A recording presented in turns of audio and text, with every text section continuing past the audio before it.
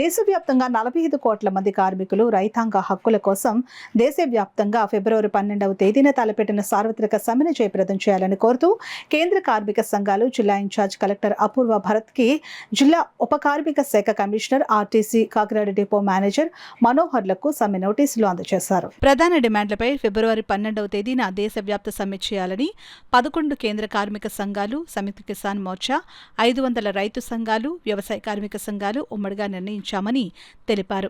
ఈ సమ్మెలో 45 కోట్ల మంది కార్మిక వర్గం పాల్గొనున్నారని, అలాగే ప్రజలు కూడా స్వచ్ఛందంగా బంద్ పాటించడం ద్వారా మోడీ కార్పొరేట్ అనుకూల మతోన్మాద విధానాలను తిప్పికొట్టాలని పిలుపునిచ్చారు. ఈ కార్యక్రమంలో సిఐటియు జిల్లా ప్రధాన కార్యదర్శి చెక్కల రాజ్ కుమార్, కోశాధికారి మలకారమణ, ఏఐటియుసి జిల్లా ప్రధాన కార్యదర్శి Tokala Prasad, INTUC AP and Telangana organising secretary Talluri Raju, IFTU రాష్ట్ర కోశాధికారి గుబ్బల ఆదినారాయణ, పంచాయతీ వర్కర్స్ యూనియన్ జిల్లా నాయకులు రాఘవులు, ఐఎఫ్టియు రాష్ట్ర ఉపాధ్యక్షులు జె వెంకటేశ్వర్లు తదితరులు పాల్గొన్నారు. మనకి సమ్మెలో పాల్గొవాలి. అలాగే మరి మోడీ ప్రభుత్వం ఈ రోజు చేస్తున్న చాలా దారుణం. బ్రిటిష్ ప్రభుత్వంలో పోరాట సాధించుకునే హక్కులను కూడా ఈవేళ ఈ ప్రభుత్వంలో కాలరాచి రాజ్యాంగాన్ని కూడా పక్కన పెట్టి తొంగలో దొక్కి ఈవేళ బీజేపీ రాజ్యాంగం అనేది ఈవేళ దేశం మీద తీసుకొస్తుంది. ఈవేళ ప్రభుత్వ ఉద్యోగులు కానీ, కార్మికులు కానీ, అలాగే రైతులు కానీ మరి కొండెర చేస్తే ఈవేళ ఆయన పీట కదిలిపోద్ది. 2029లో తప్పకుండా రాహుల్ గాంధీ ఏదైతే చెప్తున్నారో దేశవ్యాప్తంగా తప్పకుండా ఈ రాజ్యాంగాన్ని పక్కన పెట్టి నడిపితే మాత్రం పాలకులకి సరైన బుద్ధి చెప్పడానికి 2029లో ఈవేళ మరి దీన్ని ముఖంగా తెలియపరుచుకున్నాం. తప్పకుండా దీన్ని సమ్మె దేశవ్యాప్తంగా జరుగుతుంది. అంచెలంచెలుగా మోటార్ ట్రాన్స్పోర్ట్, అలాగే కార్మికులు, ఫ్యాక్టరీ కార్మికులు, అలాగే ఉపాధ్యాయులు, ఉద్యోగులు అందరూ కూడా దీన్ని భారీ స్థాయిలో జయప్రదం చేయాలని కోరుకుంటూ 2వ తేదీన సార్వత్రిక సమ్మె దేశవ్యాప్తంగా ఇవ్వడం జరిగింది. ఆ సమ్మెలో భాగంగా కాకినాడ జిల్లా, ఉమ్మడి తూర్పుగోదావరి జిల్లాలో పెద్ద ఎత్తున కార్మికులు పెద్ద ఎత్తున కదిలి వచ్చి ఈ సమ్మెను జయప్రదం చేయాలని కోరుతున్నాం. కేంద్రంలో ఉన్నటువంటి మోడీ ప్రభుత్వం ఒక సమస్యాత్మక సమస్యలు తీసుకున్నప్పుడు ప్రజల్లో చర్చ పెట్టకుండా లేబర్ కోడ్లను రద్దు చేయడం చాలా దుర్మార్గమైన చర్య. ఇది ప్రజల్లో చర్చ పెట్టాలి. మేము ఇన్ని 26 కార్మిక సంఘాలు రద్దు చేస్తున్నాం, దాన్ని కోడ్లుగా మారుస్తున్నామని ప్రజల్లో చర్చ పెట్టకుండా దుర్మార్గంగా కార్మిక చట్టాలను రద్దు చేసి కోడ్లు తీసుకొచ్చి పని భారాన్ని పెంచడం, మహిళల్ని రాత్రులు డ్యూటీలకు వేయడం, ఇలాంటి ఎన్నో చర్యలు తీసుకుని కార్పొరేట్ కంపెనీలకు అనుకూలంగా మోడీ ప్రభుత్వం వ్యవహరిస్తుంది. మోడీకి అనుకూలంగా ఈ కూటమి ప్రభుత్వం వ్యవహరిస్తున్నది. ఈ చర్యలను కేంద్ర ప్రభుత్వం, రాష్ట్ర ప్రభుత్వం చర్యలను తీవ్రంగా ఖండిస్తున్నాం.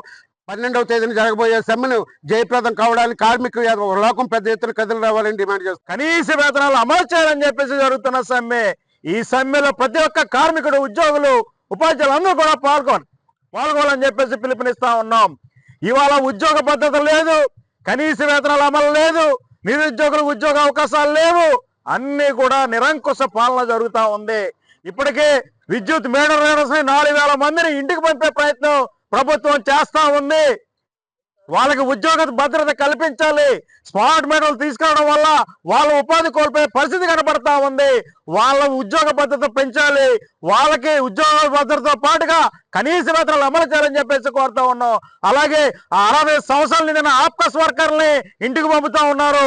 వాళ్ళని రిటైర్మెంట్ బెనిఫిట్స్ కూడా వర్తింప చేయట్లేదు. 60 సంవత్సరాల నుంచి 62 సంవత్సరాలు పెంచాలి, లేదా ఈ కాంట్రాక్ట్ అవుట్సోర్సింగ్ కార్మికులందరినీ పర్మనెంట్ చేయాలని చెప్పేసి కోరుతున్నాం. ఇది కేవలం కార్మిక రంగానికి, ఉద్యోగ రంగానికి జరుగుతున్న సమ్మె. ఈ సమ్మెలో ప్రతి ఒక్క కార్మికులు, ఉద్యోగులు, రైతులు, వ్యవసాయ కార్మికులు భాగస్వాములు అవ్వాలని, చెలో కలెక్టరేట్ కథం దొక్కాలని ఫిబ్రవరి 12న కేంద్ర కార్మిక సంఘాలుగా పిలుపునిస్తా ఉన్నాం. వేతనాలు పెంచమని అడగలేరు. ప్రమాదం జరిగితే నష్టపరిహారం బాధ్యత యజమానికి లేకుండా చేశారు. చట్ట ప్రకారం ప్రిన్సిపల్ ఎంప్లాయర్ అనేటువంటి పదమే లేకుండా చేశారు. కార్మిక శాఖ కార్మికుల తరపున నిలబడాల్సింది ఇప్పుడు యజమానుల పక్షాన మాట్లాడేటువంటి పద్ధతిలో ఫెసిలిటేటర్ గా మార్పు చేసినటువంటి పరిస్థితి ఉంది. ఇదన్నీ చూసినప్పుడు బీజేపీ ప్రభుత్వం ఈ దేశంలో ఉన్నటువంటి కార్పొరేట్ బడా పారిశ్రామికవేత్తలకు అనుకూలంగానే 4 లేబర్ కోడ్లు తీసుకొచ్చింది అనేటువంటిది స్పష్టమవుతుంది. ఈ దేశవ్యాప్తంగా ఉన్నటువంటి 45 కోట్ల మంది కార్మికులు ఉసురు తగులుతుంది. ఆ రకంగా కడుపు మండి ఏ కార్మికుడైనా గనక సమ్మె చేస్తే ఆ కార్మికుడి మీద 2 లక్షల జరిమానా, 7 ఏళ్లు జైలు శిక్ష విధించే విధంగా చట్టాల్లో మార్పు తీసుకొచ్చింది. అంటే తప్పు చేసిన యజమానికి ఏమో ఫైనల్తో సరిపెట్టింది, కడుపు మండినటువంటి కార్మిక వర్గానికి ఏమో జైళ్లు, పనిష్మెంట్లు, శిక్షలు వేసినటువంటి పరిస్థితి ఉంది. ఇది మోడీ జమానాలో జరుగుతున్నటువంటి దుర్మార్గం. కాబట్టి 4 లేబర్ కోడ్లు రద్దు చేసి కనీస వేతనం 26,000 చెల్లించేంత వరకు కూడా ఈ పోరాటం కొనసాగుద్దని చెప్పి ప్రభుత్వానికి హెచ్చరిక తెలియజేస్తారు.